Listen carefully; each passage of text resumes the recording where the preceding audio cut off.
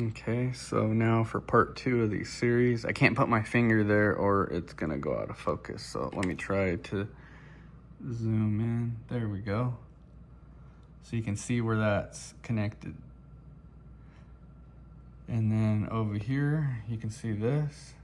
And I'll be honest, my soldering is way better than Hondata. Hondata, I would say 90% of the solder jobs I've seen look like a toddler did it, and Hondata's work looked like a toddler did it. And I'm being generous there. But yeah, you can see, I don't want to get too close because then it'll be blurry, but you can see right there, like how close those connections are. You have no idea how small they are, but they're very small.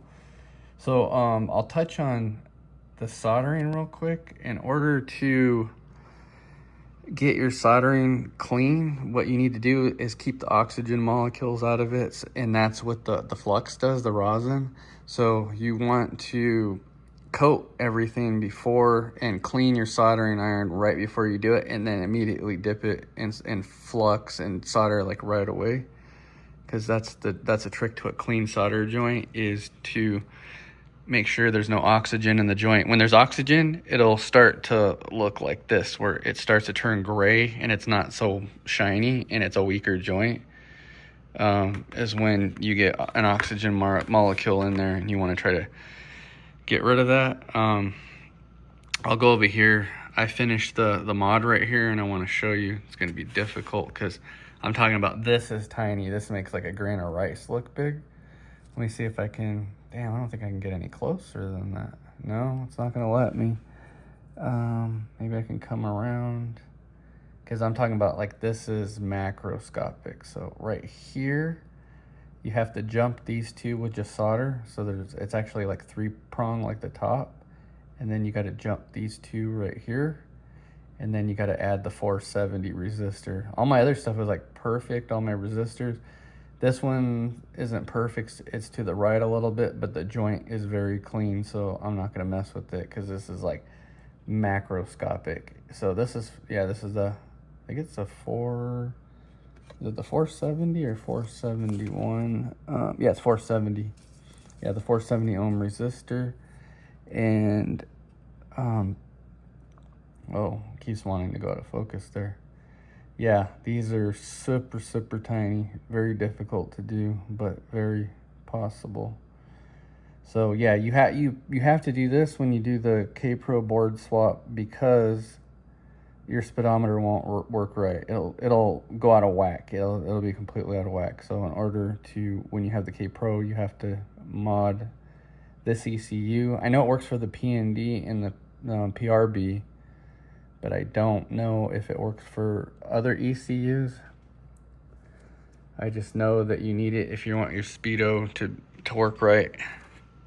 And that's pretty much got most of this covered. Now I'll go over the other thing you need, because it came in the mail, and this is what you want right here. Wire wrap, wire Kner, Electronics Express, 30 gauge. This right here cost me like 12 bucks, and it's the perfect wire size. It's the correct wire. I'll show you real quick, because here's the Hondata, and I'll put the Hondata side by side. But yeah, you can see the Hondata. If you look under the glue, like, I don't know if I can zoom in, but their soldering work is a little shoddy in some areas, especially on the Speedo. Yeah, with the Speedo soldering, their soldering's crap. It's just covered with glue. I'm not gonna use the glue gun. I tried using it already on this, and it looks like dog crap. Like theirs is loose right here. It's raised up. I actually ran mine around these resistors right here, so it lays on a flat surface, so it's flatter. Theirs, they just do these as fast as they can. Look, they brought it right over this and made a big hump.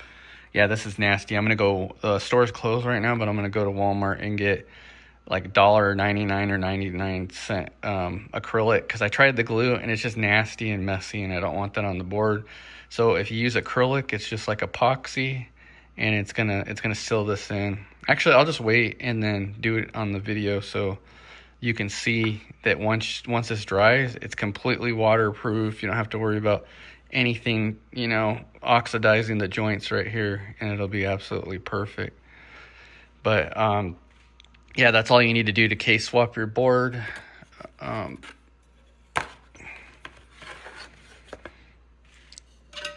Yeah, and now I can put this in. I already had it in a bunch of times already, but yeah, I don't like doing it one-handed on a camera. But yeah, I'll show you the acrylic nail polish real quick. All right, and the board is done. Boom, this is what acrylic nail polish looks like. It's LA color, rapid dry. It was 99 cents at Walmart. And you can see right here, it's dry to the touch. It dries in 10 minutes and nothing can get through. It's completely waterproof. None of these connections will oxidize. And it's a lot better than using a glue gun. I love to use this on electronics because I've built stuff before, and look, the wire can never come off. You don't have any issues. Boom. And then you got Kpro all day. Bam. And now your board is finished.